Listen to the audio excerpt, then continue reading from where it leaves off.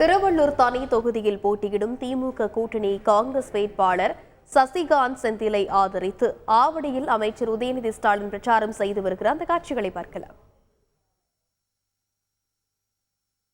நரேந்திர மோடி அவர்களை பேரை சொல்லி கூப்பிடாதீங்க. அவருக்கு நாம் தமிழ்நாட்டில் அவருக்கு ஒரு செல்ல பேர் வச்சிருக்கோம். என்ன பேர் தெரியுமா?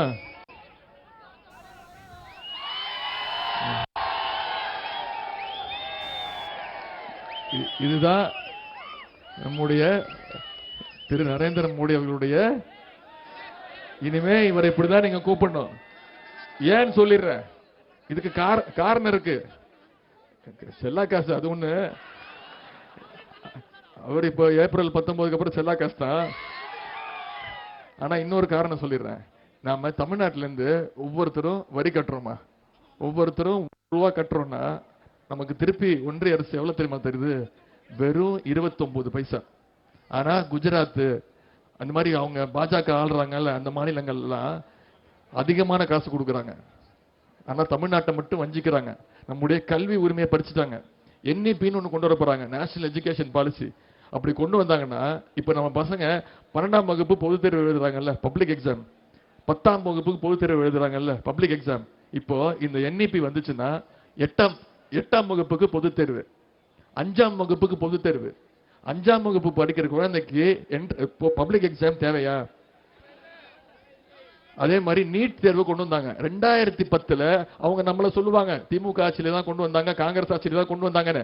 ஆனா சென்ற முறை சகோதரர் ராகுல் காந்தி வரும்போது 2019 நம்முடைய தலைவர் அவர்கள் சொல்லி ராகுல் காந்தி அவர்கள் ஒத்துக்கிட்டாரு. காங்கிரஸ் ஆட்சி வந்துச்சுன்னா தமிழ்நாட்டில இருந்து 100% நான் நீட் தேர்வை ரத்து செய்வேன், விலக்கு கொடுப்பேன்னு சகோதரர் ராகுல் காந்தி அவர்கள் சொன்னாரு.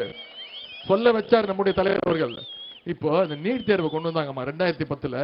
இந்தியா முழுக்க வந்துருச்சு. ஆனா தமிழ்நாட்டுக்குள்ள கலைஞர் விடவே இல்லை. எங்களுக்கு பொது தேர்வு வேணாம், எங்களுக்கு நுழைவுத் தேர்வு வேணாம், 12ஆம் வகுப்பு மதிப்பெண் போதும். அப்படி அரியலூர் மாவட்டத்தில் அனிதான்ற பொண்ணு 2016, இன்னும் சொல்ல போனா மறைந்த முதலமைச்சர் ஜெயலலிதா அம்மையார் அவங்க இருந்த வரைக்கும் தமிழ்நாட்டுக்குள்ள நீட் தேர்வை அவங்க விடவே இல்லை. அந்த அம்மா மறைந்த பிறகு இங்க இருக்கக்கூடிய இந்த அடிமை கும்பல் பாஜகவுக்கு பயந்து நீட் தேர்வை உள்ள நுழைச்சாங்க. 2017ஆம் ஆண்டு அரியலூர் மாவட்டத்தில் அனிதான்ற குழந்தை இறந்து போச்சுமா. அந்த பொண்ணு எவ்வளவு தெரியுமா மார்க் வாங்குச்சு? 1200க்கு 1176 மார்க். எவ்வளவு? 1200க்கு 1176. இந்நேரம் அனிதா உயிர். டாக்டர் அனிதா டாக்டர் ஆயிருக்கும். இந்த நேரத்தை அந்த பொண்ணு டாக்டர். அனிதாவோட முடியல, 22 குழந்தைங்க இறந்திருக்காங்க. சென்ற வருஷம் சென்னை குரோம்பேட்டை சேர்ந்த திரு ஜெகதீஷ் என்ற ஒரு பையன் டியூஷன் ஃபீஸ் போறதுக்கு கோச்சிங் கிளாஸுக்கு பணம் இல்லாம அவனும் கவிதை எழுதி வச்சுட்டு இறந்துட்டான். நான் மருத்துவர் ஆகணும்னு ஆசைப்பட்டேன், கோச்சிங் கிளாஸ் போறதுக்கு கோச்சிங் கிளாஸுக்கு லட்சமா செலவு செய்ய வேண்டியது இருக்கு, கோச்சிங் கிளாஸுக்கு போக முடியல அப்படின்னு என் மருத்துவர் நான் டாக்டர் ஆகணும்னு நினைச்சேன், நான் மனசு உடைஞ்சிட்டேன், நான் தற்கொலை பண்ணிக்கிறேன்னு எழுதி வச்சுட்டு இறந்துட்டான்.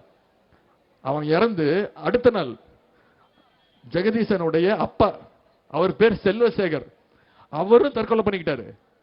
எழுதி வச்சுட்டாரு, எனக்கு இருந்தது ஒரே பையன், அவன் டாக்டர் ஆகணும்னு நான் நினைச்சேன், அவன் டாக்டர் ஆகணும்னு ஆசைப்பட்டான், என்னால அவன் டாக்டர் ஆக்க முடியல, அதனால நானும் தற்கொலை பண்ணிக்கிறேன்னு ஒரு குடும்பத்தையே நீட் தேர்வுக்கு இழந்திருக்கிறோம்.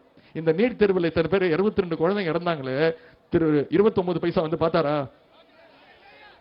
மிக்ஜாம் புயல்ல தமிழ்நாடு சென்னை, காஞ்சிபுரம், திருவள்ளூர், செங்கல்பட்டு, தூத்துக்குடி, திருநெல்வேலி எல்லாம் மூழ்கி போச்சு.